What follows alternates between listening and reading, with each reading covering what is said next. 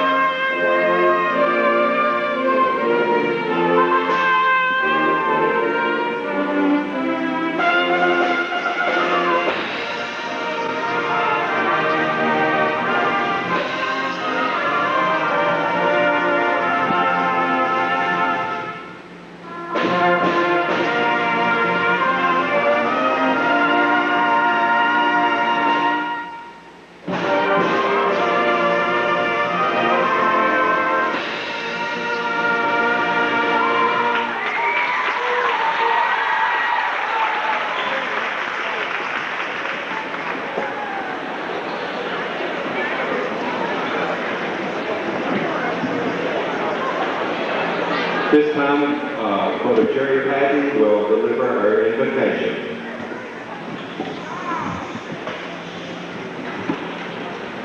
Would you bow your head with us, please? It's with thankful hearts, our Heavenly Father, that we come before you. Thank you, Lord, for this day. We thank you, Lord, for all those who made that supreme sacrifice, that we might have this freedom that we have today. We thank you for a great nation that we have, Father, where we can come out and honor those that so gave their life. We ask you, Father, today, if you might bless those families that are here today to honor those loved ones. We ask you, Father, today that you bless everyone that will be in the program, bless our country, bless our little community. In Christ's name we only ask you. Amen.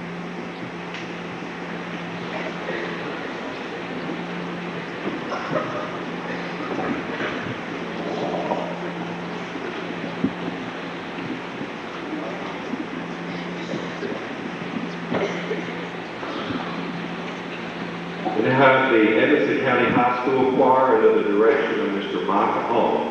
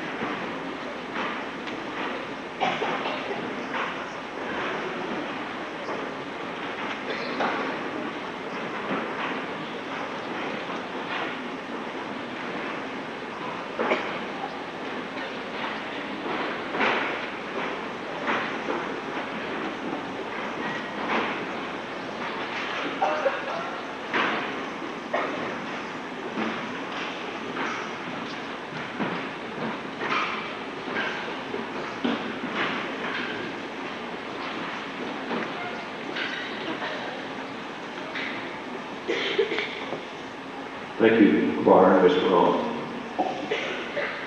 We now have the Voice of Democracy speakers. These students were in a competition and were judged by a group of our teachers. And to introduce the Voice of Democracy speakers, the Edmonson County High School counselor, Ms. Stacy Raymond.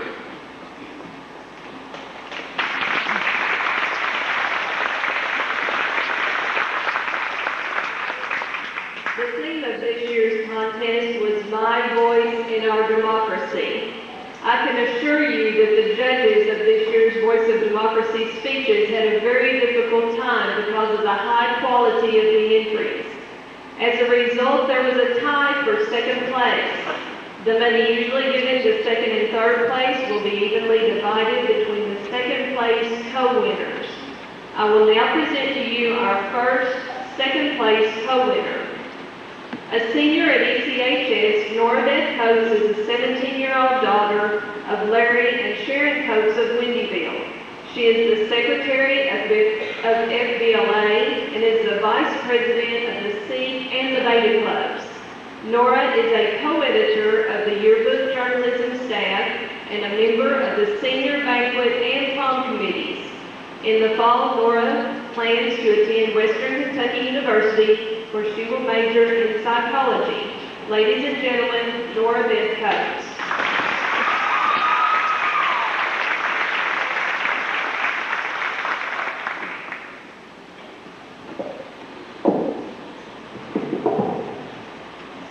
My voice in our democracy, my footprints in the sand.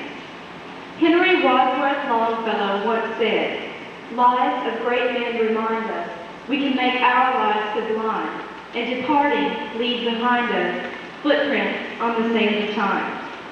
As a senior in high school, a member of an extremely rural community, and 7 months shy of the legal voting age, the steps I am making today are weak and ungrounded. Baby steps, if you will.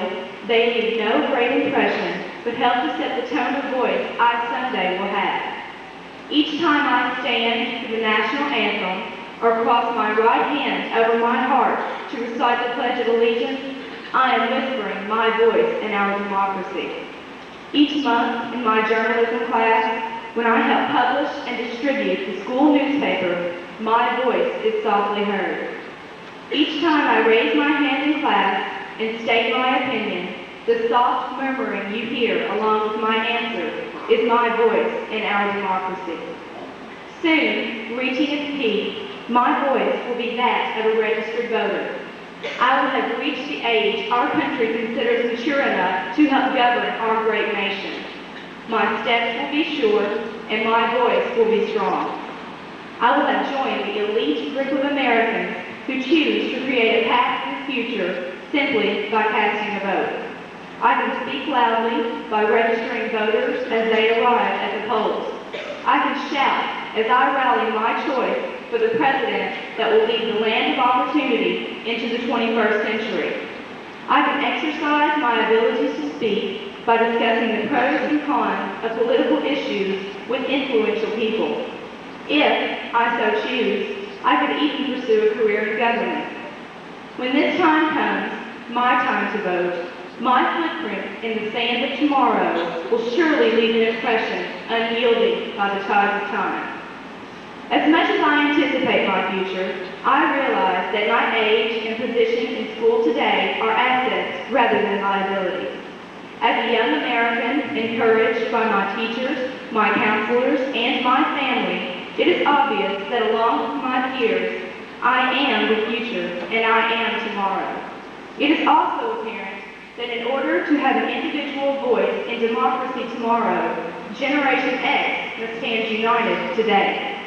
We are fortunate to live in an ever-changing world of increased technology. The tools for a better, brighter future are all around us.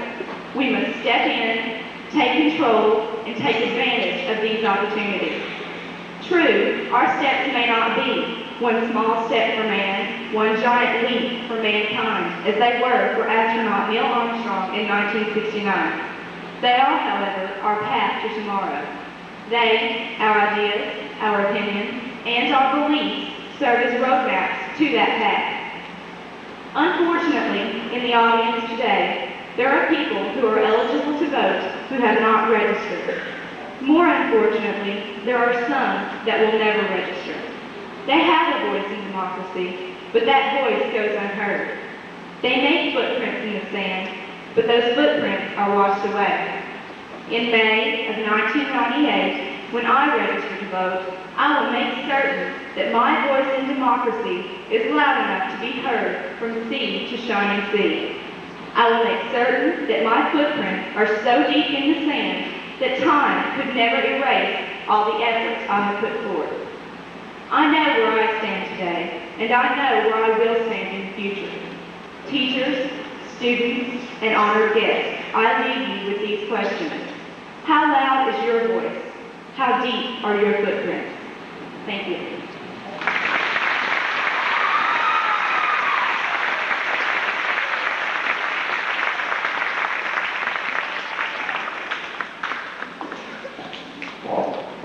Carol Duval, also a senior here at Edmonson County High School, is the 17-year-old daughter of Jimmy and Brenda Duval of Cleveland. She currently holds the title of Edmonson County's 1998 Junior Miss. She is also the president of Beta Club, FBLA, and her senior class. In addition, she is a co-editor of the school newspaper and yearbook and is a head teller at the new Wildcat cashing stage, our new school bank. Carol plans to attend Western Kentucky University in the fall, where she will pursue a career in elementary education. It's my pleasure to present the co-winner of second place, Carol Duval.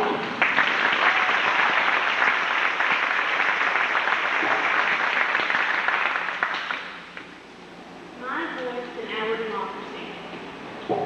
Imagine what it must have been like to walk to your mailbox and find a draft letter with your name on it.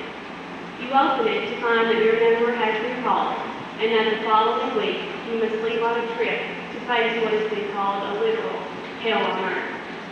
Over the next few days, you find yourself taking in all the everyday scenes and experiences that you have so often taken for granted. Imagine kissing your loved ones goodbye for what might very well be the last time, and wiping your tear-stained face as you watch their images fade away. Your thoughts encompass a journey from your hometown to a war zone where you know death may lurk around every corner. Imagine your feelings: fear, anger, loneliness, dread. Imagine learning that you could be one of the first to parachute into a hot zone, a bottomless pit of darkness and terror. Or perhaps you and your comrades must thread your way through an active minefield, knowing that your next step could be your last. Imagine lying asleep on the cold dead ground and suddenly awakening to choppers firing at your camp, or being crammed into a foxhole, praying that you'll come out alive. Imagine the homesickness, the terror. Imagine watching grown men and women weeping, mourning, longing, hoping, wanting, dying. Can you feel their emotions? Can you sense their sadness? For most of us, the students, the answer is no. We have never been exposed to the aspects of going to battle for our country or leaving our families to save the lives of others. However, these brave men and women honored here today have been through the things I previously described and understand what it means to defend their country. Our government is based on a system of democracy. The word democracy is defined as rule by the people. Robert Maynard Hutchins once said, "Democracy is the only form of government that is founded on the dignity of man, not the dignity of some men, of rich men, of educated men, or of white men, but all men." The government of the United States is based on this idea that all men are created equal and that all men deserve to have a say in how our government is run. In the early 1800s, the English colonies grew tired of England's rule and set out to find freedom and the right to make their own decisions. This heroic action, known as the American Revolution, is still alive in America today as we continue to abide by the concept of democracy. After winning their independence, the colonies demonstrated the first sign of democracy in the United States by forming a system of rule where citizens elected delegates to ensure that their voice would be heard in government. Students, as young adults, it is easy to feel that we have no voice in democracy. However, I feel that we do. You see, everyone has a voice in democracy. It is simply how loud we choose to use it as to whether or not it will be heard.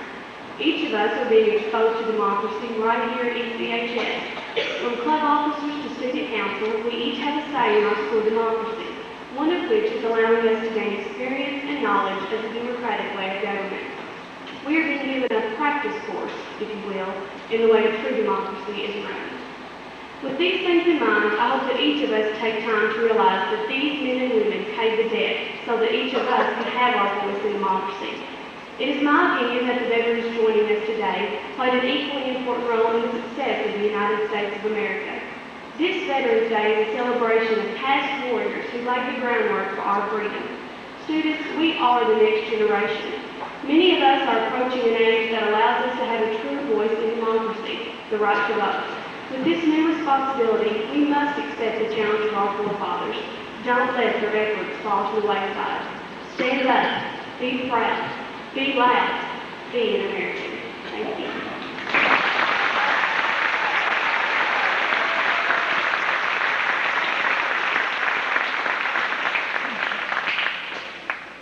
Now have another song by the Edmonson County High School Choir.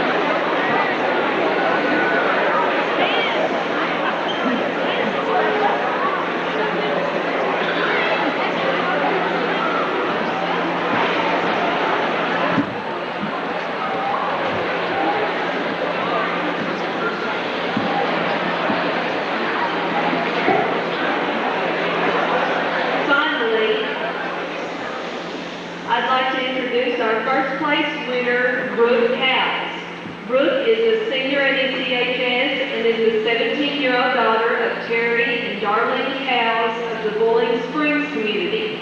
She's the president of Mu Alpha Theta, co-editor of the school newspaper and yearbook, a member of the 1997 National Youth Leadership Tour, a teen mentor for the Edmonson County Elementary Schools, and a member of the Senior Banquet Committee. Brooke plans on attending either the University of Kentucky or Western Kentucky University in the fall, seeking a major in print journalism. Ladies and gentlemen, Brooke House.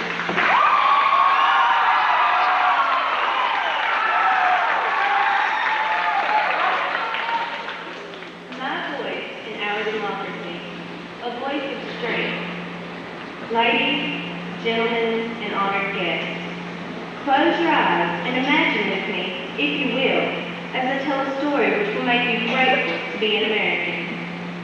There once was a little boy named Daniel. He had medium brown hair and sparkling blue eyes. He lived in a ghetto in southern Germany. His father owned a store in one of the alleyways. Considering the time period, Daniel's family was thought to be quite wealthy, and there were prominent figures within their community. In 1929, a depression swept the land. Daniel's family had trouble making ends meet simply because their customers were suffering from the waves of poverty. They lost their home and were forced to move into a motor apartment. Oftentimes, Daniel and his sister would be forced to go days without food. Nazis began overtaking the country. Being Jewish, Daniel and his family were forced into hiding. All of their friends abandoned them, and one night, in their sleep, a group of men broke into their home and took Daniel and his family, beating them and forcing them onto a train. "Daddy, where are we going?" Daniel would ask, but his father would never reply, for he knew no answer. Daniel and his father were separated from his mother and sister. When the train stopped, they were led into a concentration camp, chained to one another. For days, they had to labor in the camp, walled with barbed wire. They were forced to work long hours with little sleep. If a worker was unable to go on with his work, he was killed by a guard and pushed over to the side, while everyone else was forced to continue with their work. Daniel's father was suffering from malnutrition, and one day, after 14 hours of difficult manual labor, he fell to the ground, unable to move.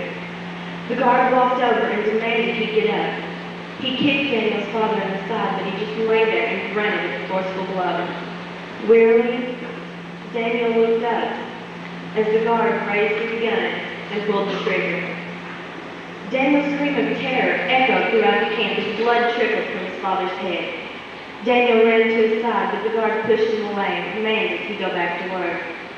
The body was dragged to the side with the other fatalities of the day, and the blood-stained ground was once again labored upon in anger and in fear. This horrible scenario was the cause of one man, dictator Adolf Hitler, and this horrible time period was known as the Holocaust. Last summer, I observed a reenactment of Daniel's life at the National Holocaust Museum in Washington, D.C. Tourists were taken through each event as if they were an actual part of the Holocaust. This moving experience helped me to realize how truly lucky I am to be an American. In America, there are no dictatorships. We are governed by a democracy, a political system in which the people rule. Every breathing American has the chance to state his or her voice in our democracy. Look around you. Today we have present many men and women who put their lives on the line in order to defend and protect our nation. Thousands have died in combat, fulfilling their duties as a U.S. citizen, presenting their voice in our democracy which cries, "I believe and support in what America stands for, and I am willing to die in order to protect that." Students, as children we may think that our opinions and views on political matters are insignificant. I beg to differ. In 1996, I served as the Youth County Campaign Coordinator for Democrat Steve Brashear. By doing so, I was able to witness political campaigns firsthand, taking part in rallies and persuasion to prove who truly was the best candidate for the job. Although I am unable to vote now, in January of 1998, I will become an eligible electorate. It will then become my duty to vote in all elections and help determine the fate of our nation politically. Each vote I cast expressing my voice in our democracy. As a woman, I am proud to say that our voice is being heard more loudly and clearly as time passes. In 1920, women were allowed to vote for the first time, but now, in 1997, we have various women officials shaping our nation into an unthinkable force. The woman's voice is one of independence and hope. Khadijah Farrakhan, a leader of the recent Million Woman March, commented, "A nation can rise no higher than its women. We can focus on women, but cannot lose sight that we must rise as a family, men, women, and children. If we do not take the opportunity we are presented to express our views on our nation, it is possible that situations like the one I described earlier could become familiar to us. We can vote, serve in the armed forces, or simply stand up for what we believe in. Ladies and gentlemen, in short, my purpose today is to express this. My voice in our democracy is a strong one. As a child, as a woman, and as a U.S. citizen, my voice screams, I am content, I am grateful, I am proud to be an American. Thank you.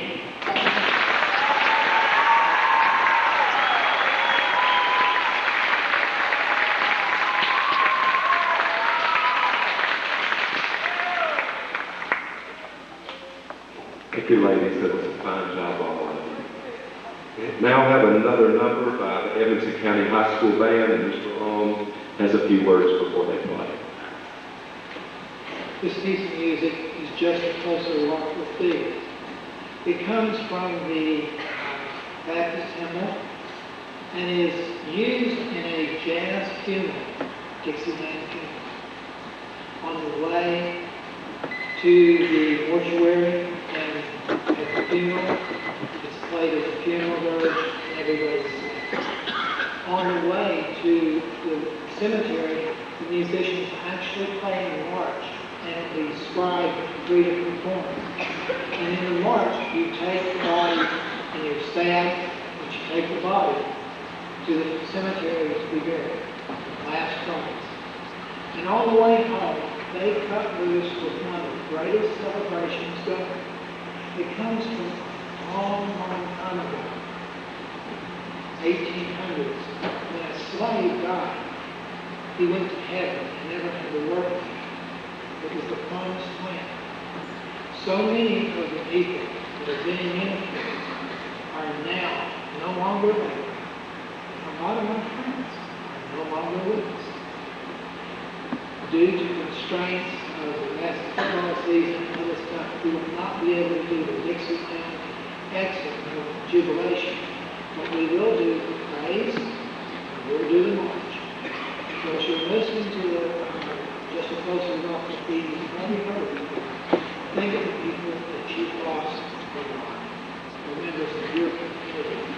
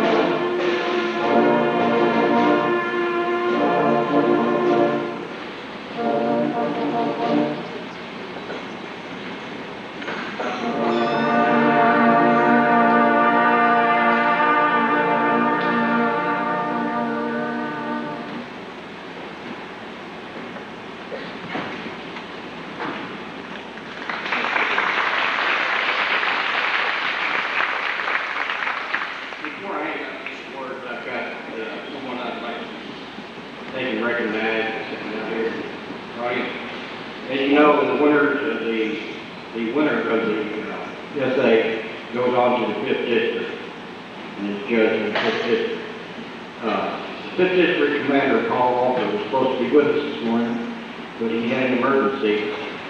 And representing the 5th District from the Ladies Auxiliary is a better running. Stand, please.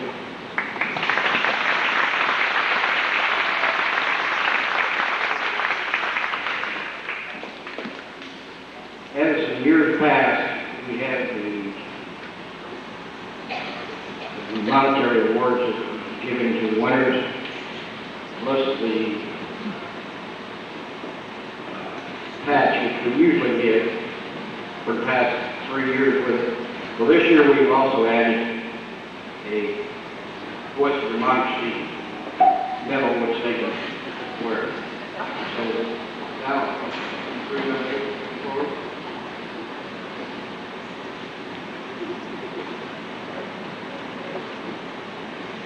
Okay, I'll start with the second place winner.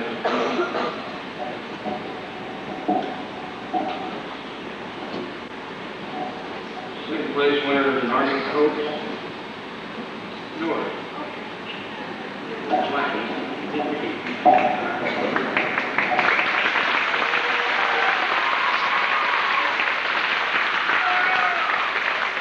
Also second place, Carol Stice.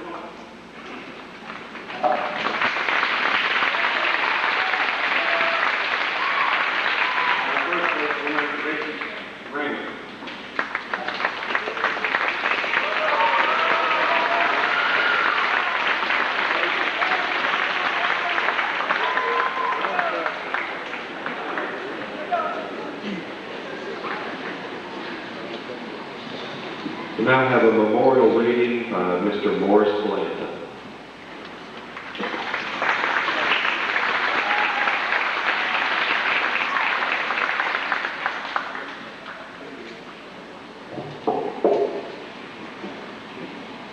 Men and women of all the war, all must make a sacrifice, leaving home, family, friends.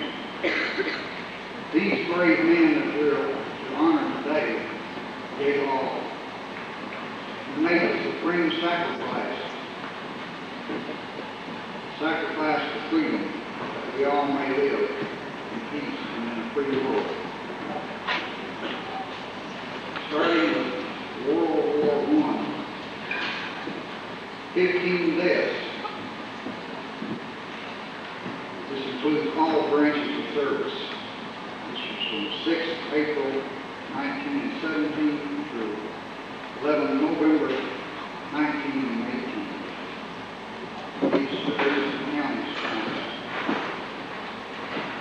Abel Cummings, Eskel Durbin, Elsie Branch, Roland E. Hawks, Dan Holton, George D. Housens, Gilly H. James, John Kerr, Frank Light, Edward M. Muir, Walter C.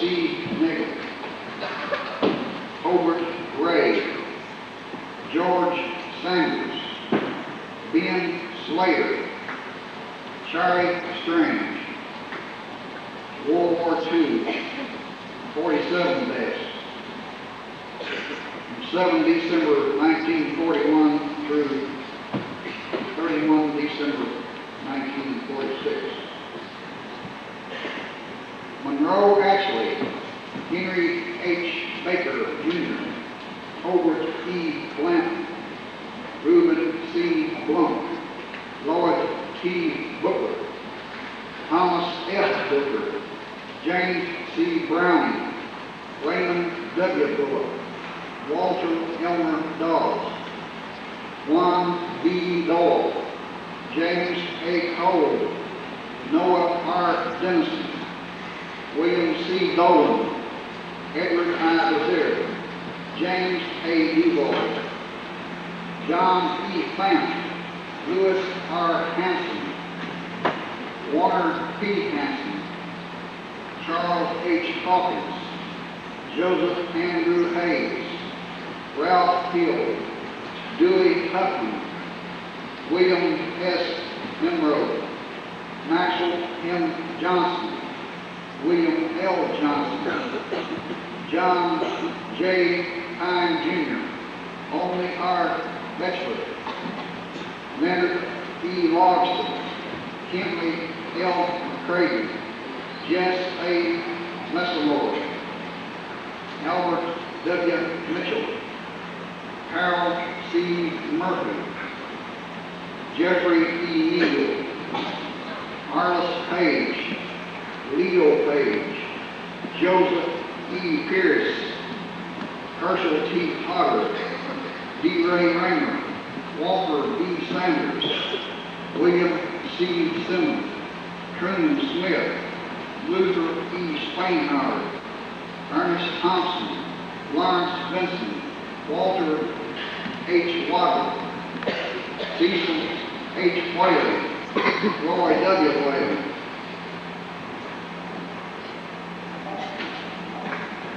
Korean War, 2 deaths, 27 June 1950 through 31 January 1955. William H.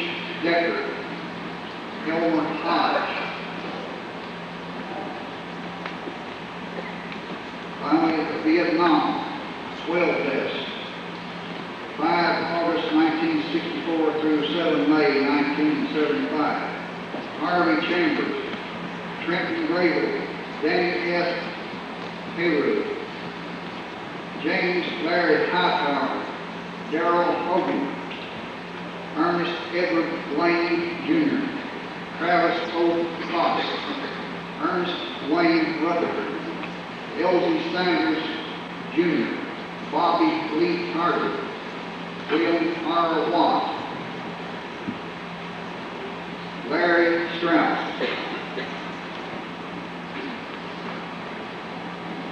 When I think of these men, these brave men of Edmonson County, gave their lives that you and I may live in peace and freedom. I think of 3 words: duty, honor, country. Gentlemen, rest in peace. So the Supreme Commander of the universe shall follow. I salute you.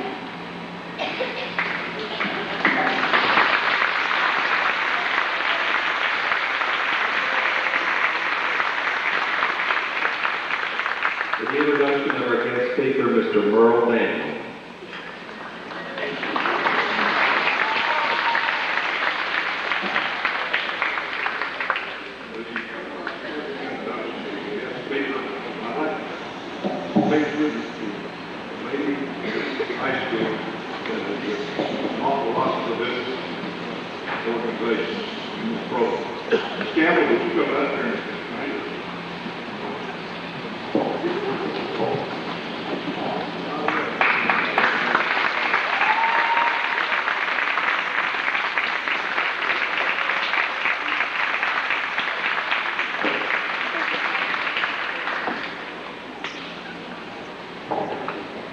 I have put this program on for the last 12 years for these 2 people right here. Both and nothing even more. Miss Campbell, she never hurts, never complains. She always comes up every year with a beautiful thing for her sister. Miss Campbell, I have to give you this certificate from Edmonson Foreign Wars and hope you will keep it. And David, you weren't expecting this, but you always try to get these. And now, I present you with the award, the Veterans Foreign Wars, and to all the work that you've done for this organization.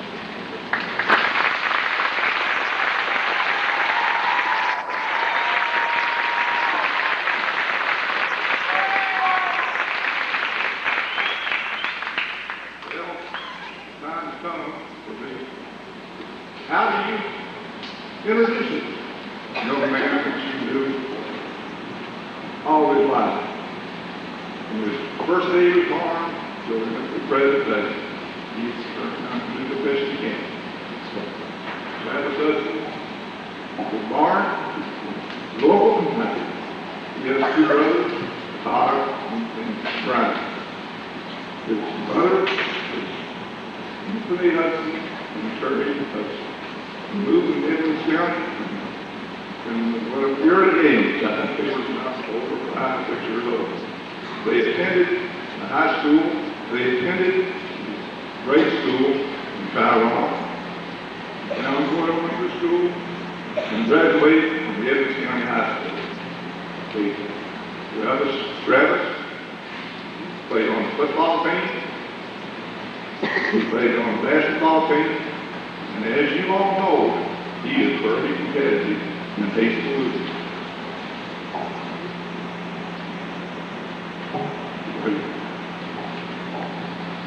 He is now he is Western Kentucky, graduated, entered Western Kentucky, and he took it. He was there, and he took his work, part-time work, and also we got student aid, paid for his education.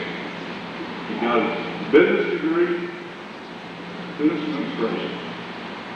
He is now the present coach of the volleyball team of Western Kentucky. I present to you my grandson, Travis Hudson.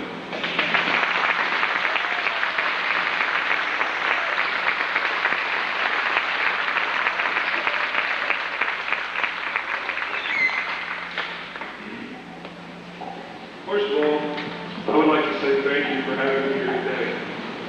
It is truly an honor to be here and to be able to speak in Edmonson County, at this school, in front of some of the people who have influenced my life in such a positive manner. It is a special honor to speak in front of many veterans who are being honored on this wonderful day. To me, this is a day to honor the people who have risked and sometimes lost their lives to defend our country. It is also a day to honor the many people who serve our country still today during this time of peace. On this day, I think of the many people in my family who have served in the military. I think of my brother Brian, who spent time in the Navy. I think of my father, who was a member of the Air Force. But I especially think of my grandparents. I think of my grandmother, who was in the Army during World War II and worked at the Pentagon building in Washington, D.C. And I especially think of the man who introduced me, my grandfather, Merle Daniel, who was in the Navy during World War II. As far back as I can think, I remember hearing him tell me stories about being on an old Navy destroyer during the war. It seems as if he's told me a different story every time our family gets together. I don't think I've heard the same story twice. What a special honor it is for me to be able to be introduced by him here today. For that, we are all eternally grateful, and I would like to take a second to give you each a big round of applause.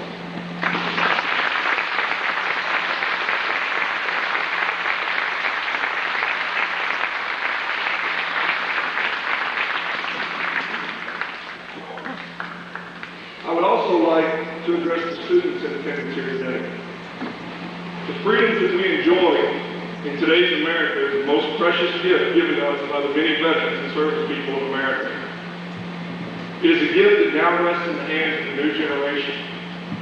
We are all blessed to live in this time of peace. But peace can never be taken for granted. The fight for freedom and the struggle for peace is never ending. Our country has never hesitated to lay down their lives in the name of freedom. Today, we owe our veterans to preserve that freedom that they gave us, to prove that their sacrifices were not made in vain.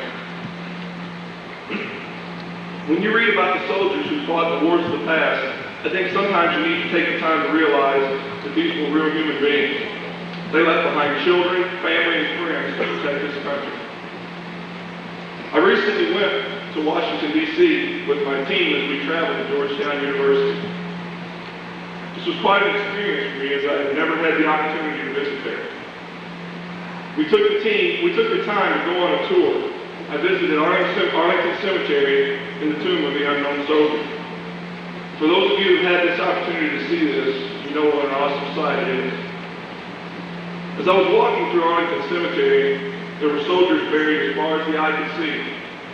It made me realize that these were real people and not just soldiers that we read about in history books. There, for acres upon acres, were the graves of thousands of men and women who gave me the very freedom to be in that place at that time. It is somewhat ironic that I am your speaker today.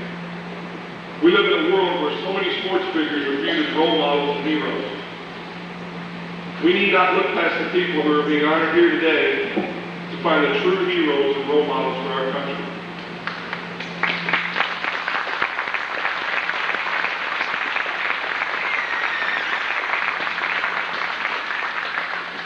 So these are the people who have risked their lives to protect our country's freedom.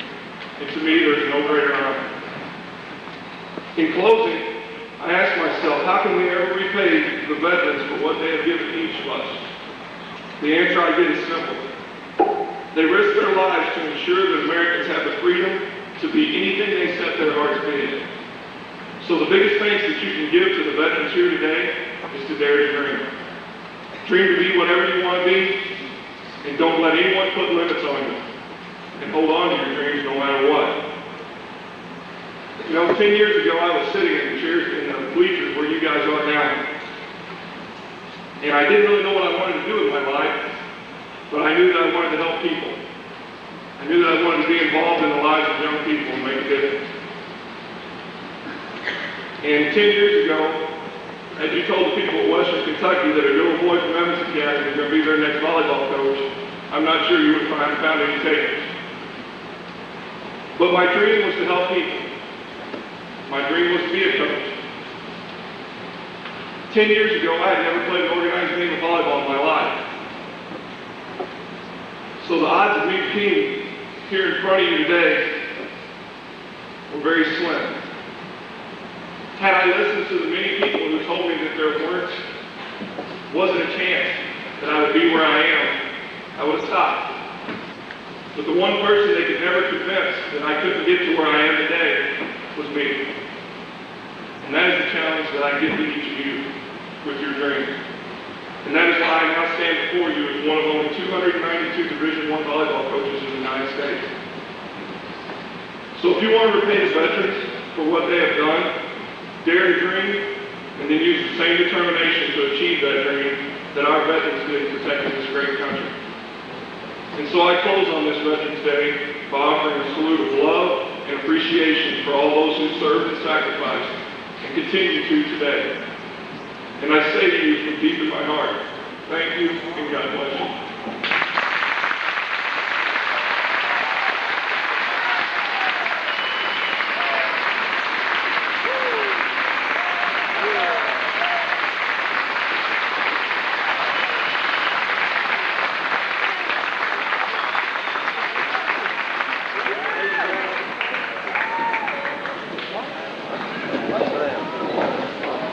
Representing the local disabled American veterans, Mr. Wiley Willis.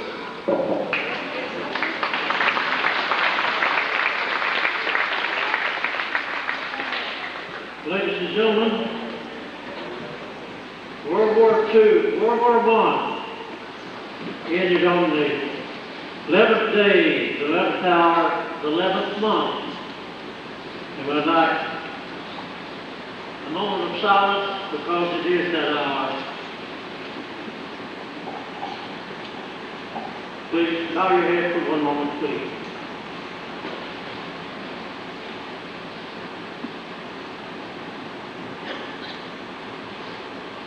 Thank you very much. This we never forget. First of all, I want to thank a number of people here today that's made this all possible.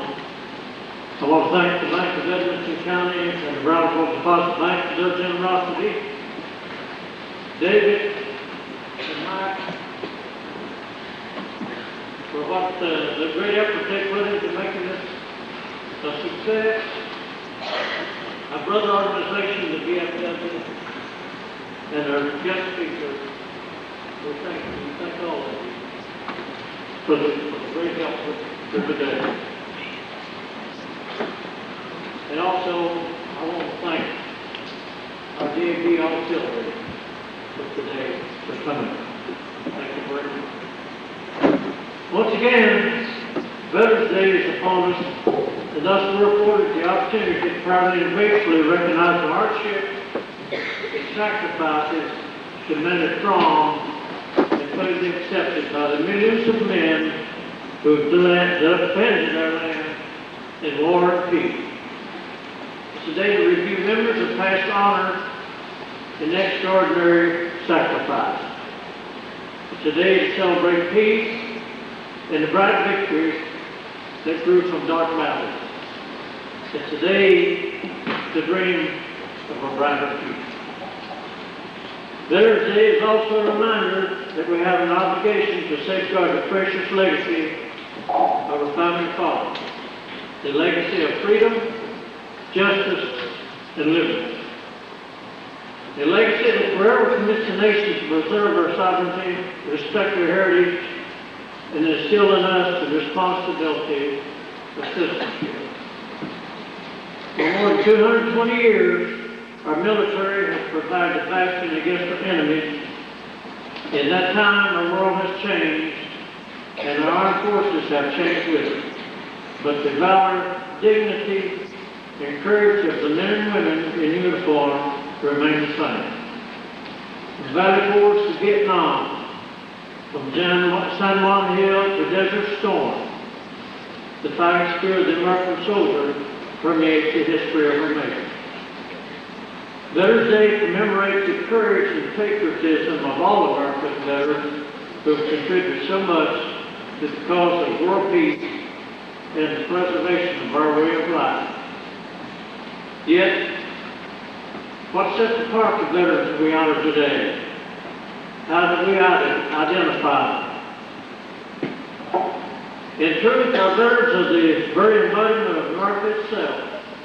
They reflect the diversity and strength that is the core of our nation. Veterans are white, they are black, they are of every race and ethnic heritage. They are men and they are women. They are Christians, they are Muslims, they are Jews. They're your neighbor next door, the merchant at the mall, the police officer on the corner. They are doctors and farmers. They're factory workers and school teachers. There are 26 million Americans living today who served in the armed forces, and there are more than 1 million who died in America's war. Most of these veterans are unsung heroes, ordinary citizens who did their duty. Their deeds have never been chronicled. Yet without the courage and sacrifice of these faceless men and women, thousands of whom gave their lives in the line of duty to protect our freedom, America probably would have perished along the road to the 21st century. When we remember and honor on Veterans Day of those brave men and women who believed so much in an idea and were so possessed by a sense of duty and honor that they were willing to risk death for it. And the idea, of course, is freedom. Freedom is America's heart. It is central to our being, not only because it's practical and beneficial, but because it is morally just and right. From the beginning, we have always recognized that freedom is not just an American right, it is a God-given right to every citizen of the world. But that freedom can only be retained by the eternal vigilance that's always been its price. To those of us who have seen the dead and the wounded, the mud and the misery, the suffering and the sacrifice of war, and those who have given their loved ones in mortal conflict know full well that a democracy can exact a very harsh payment on those who share in its bounty. Freedom is never free. Let it never be said that we Americans esteem too lightly our blessings of life, liberty, and the pursuit of happiness. Experience is both the best and most expensive teacher. We may not be the world's policeman, but let us never forget the fundamental lesson of this century. which is that problems abroad, if left unattended, will often come home to America. We have a responsibility to use and defend our own freedom, and to help others who share our passion for liberty, peace, and the blessings of a normal life. America is all there is. There's nobody else in the world looking out for our interests and the interests of full people. We must therefore keep our arms ready and our alliances strong, because challenges of the future won't be any easier than those of the past. That's why our armed forces must remain the best led, best trained, best equipped, and most respected in the world. America is a compassionate country. We strive to help others because we know we have so much to be thankful for in this world. It's part of our repayment for the precious gifts that we have been afforded. America can never fully repay her veterans, and we will never be able to express our feelings to our fallen soldiers. But there's a crown in heaven than the other stars. We must never forget how blessed we are in this modern world to live in a free society, nor forget the sacrifices of friends, relatives, neighbors, and countrymen who served us all in the dark hours of war and conflict. Our brethren did not disappoint our nation when it needs their service. They, in turn, should not be disappointed in their time of need. Our duty today is clear, for there are many who need us. Yet, even as America remembers Veterans Day, there are veterans who do seem to fight. Yet some of the very ones who survived the atrocities of the time stormed the beaches of Guadalcanal and Normandy and fought in other campaigns of World War II. Since then, their numbers have swelled from those who fought in Korea, Vietnam, Persian Gulf, Somalia, Haiti, Bosnia, and numerous other conflicts. There are veterans who have lost family and friends who face a lonely future. Many are homeless and need medical care. They struggle with war-related disabilities. They also struggle with bureaucratic red tape to get the benefits and the health care they need. As you know, ladies and gentlemen, I've been fighting that red tape for the past 23 years to get the veterans and their dependents the benefits they rightly deserve. Throughout history, America's veterans have served and served well. They saw democracy challenged and independence. They saw civilization threatened and rescued. They saw our rights endangered, and they sought to restore it. Their heroism was prompted by faith in fundamentals that have guided this nation from its beginning. The idea that liberty must be protected, whatever the cost. We must, therefore, honor and care for those who have extinguished their lives in the defense of freedom. We must provide a dignity befitting heroes, whatever the cost. Wherever we are on Veterans Day, we can do no less than pause for one small moment to reflect upon the more than 1 million heroes who did not return. Those who gave what Lincoln called the last full measure of devotion. Their ultimate sacrifice serves as a constant reminder of the cost of freedom and hope for a safer, more peaceful world. And of course, we should thank the 26 million living veterans who have served our nation so well in war and peace. We must also remember another important group, the MIA. They're missing in action, but they're not missing from our hearts. They're missing from our lives, but not from our thoughts and prayers. Let us close no books, write no last chapters, reach no final conclusions until we have the fullest possible accounting for every serviceman and woman still missing in all war. We know that the world is faced with Unfortunately, across the war, American men and women will be there to meet the challenge, defend our nation, and work toward peace. America can and will change, both today and in the future. However, what must not change, not today, not tomorrow, not ever, is our recognition of the debt we owe to America's veterans for keeping the working American way of life safe and free. Those who serve in the armed forces of the United States are our nation's guardians, who protect and defend the sacred traditions entrusted us by our Constitution. The great Winston Churchill, most of us World War II veterans know of him, many of the others do also, said, "Never has so much been owed by so many to so few." Stand up, America. They should always stand up to cheer the veterans. God bless America. God bless those who guard and defend our precious freedom. God bless all of you.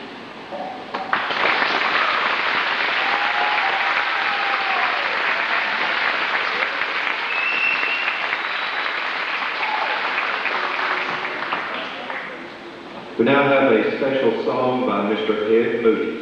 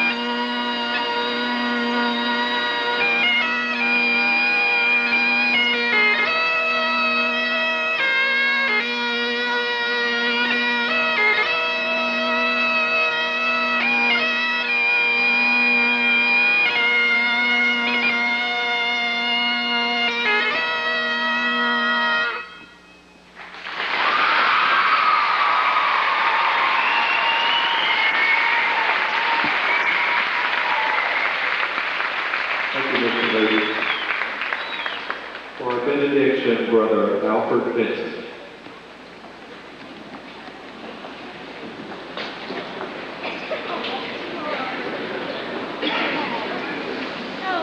Thank you. Let me say this a word of appreciation before we go into our benediction.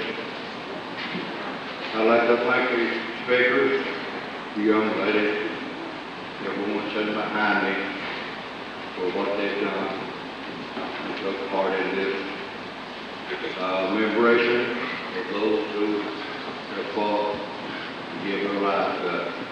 A special thanks for the Edmonson County band.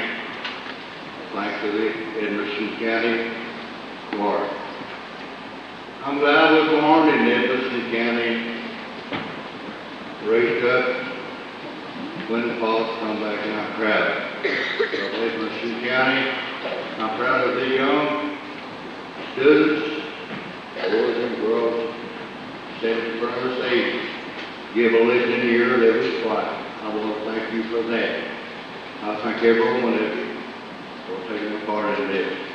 If you will, bow your head while we say benediction. Dear Lord, we thank you, Lord, for this day. We thank you, Heavenly Father, for everyone that's come this way. We're glad in our hearts, Lord, with the men and women that Heavenly Father left our homes and went to the foreign country and fought for our freedom, our rights, Lord, that we have this privilege to worship you in spirit and in truth. We hope and pray, Heavenly Father, that the young men and women, Lord, will always remember and where they come from, Lord, and where they live. It's good, Heavenly Father, to remember where you come from. So then today we beg, Lord, that you would watch over each and every one, Lord, as they separate, Lord, and go to their home to respective place of both. Lord, watch over us, Heavenly Father, as we make our journey. These favors, these blessings we ask in your name and for your sake. Amen.